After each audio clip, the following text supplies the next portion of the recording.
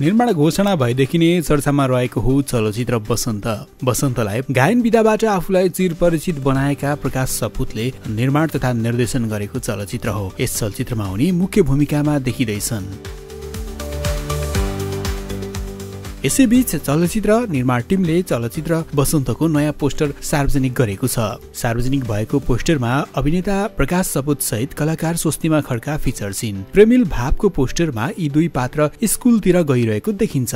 पृष्ठभूमिमा फुलेको लालीगुराँस र पहाडी भूगोलले फिल्मको सेटिङ र परिवेशलाई दर्शाउँछ।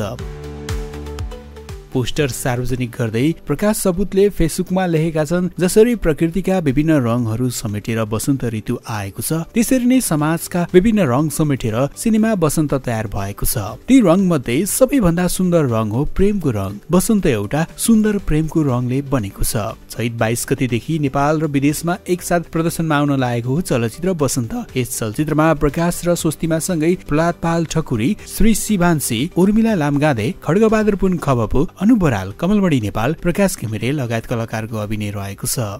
कलबन्दी प्रोडक्सनको प्रस्तुति रहेको चलचित्रमा निर्देशक प्रकाश सपुतकै पटकथा संगीत रहेको छ।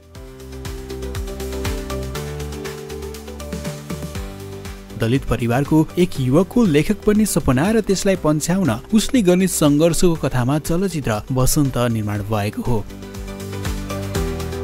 बसन्तको शीर्ष भूमिकामा प्रकाश सपुत नै देखिएका छन्।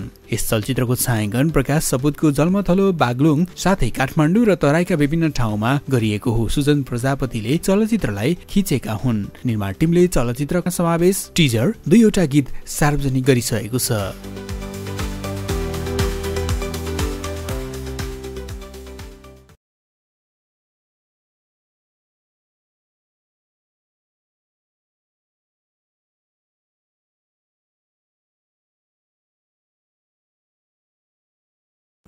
Entertainment update.